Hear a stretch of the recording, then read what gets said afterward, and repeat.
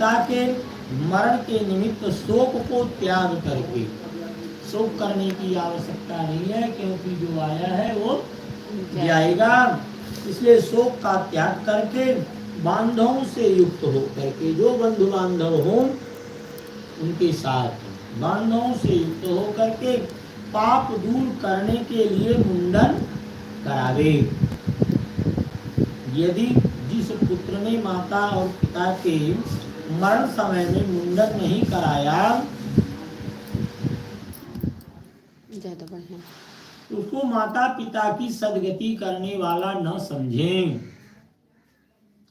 इसलिए नख कच्छ के केस को छोड़ करके मुंडन अवश्य करावे। तदंतर बांधव सहित स्नान करके धोए हुए वस्त्र को पहन और त्वरित जल ला करके, मतलब ताजा जल ला करके उस मरे हुए शव को स्नान करा करके चंदन लेप कर पुष्पमाला पहनावे तथा गंगा की मृत्तिका का लेप करें और नवीन वस्त्र से शव को ढक अपसभ्य हो नाम गोत्र का उच्चारण कर पिंडदान करें।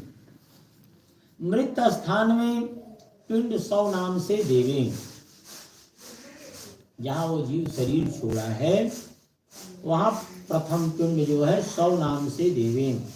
इससे भूमि और भूमि के अधिष्ठात्री देवता प्रसन्न होते हैं। द्वार देश, यहाँ मंडप का मेन गेट है उसको कहते हैं द्वार देश। द्वार देश में 100 पांथ रूप हो जाता है, उसको पांथ के नाम से पिंडदान करें, जिससे कोई भी दुर्गत गत हुए भूमि भूत प्राणी उसको विघ्न न कर सके। 2 पिंड हुआ।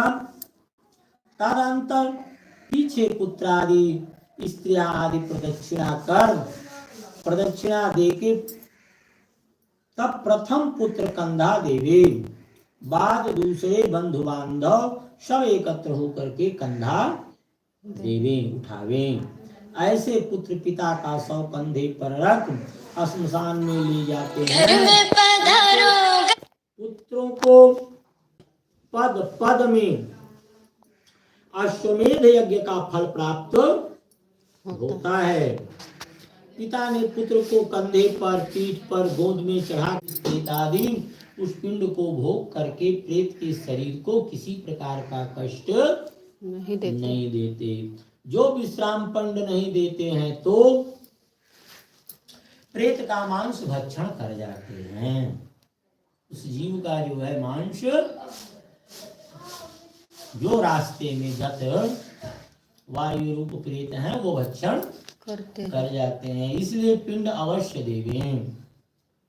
शव को श्मशान में ले जा करके उत्तर मुख स्थापित कर भूमि शुद्ध करके, अब यहाँ महाश्मशान है वहां तो पूछना ही नहीं है, जहाँ नहीं है वहां के लिए बता रहे हैं। प्रथम भूमि में झाड़ू द्वारा शुद्ध कर गोमय से लेप करके कुशा से रेखा कर उस रेखा के को मध्य में अनामिका अनुष्ठा से मृतिका निकाल करके ईशान से गिरा कर जल देवे। वेद मंत्र द्वारा अग्नि स्थापन कर कव्यवाहक संज्ञक अग्नि देवता का पुष्पाक्षत से पूजन कर लो। स्वाहा इत्यादि अनुवाद क्रम द्वारा विधि विधान से हवन करें। फिर उस हवन से अग्नि प्राप्त करके हवन कर अग्नि से प्रार्थना करके कहें, हे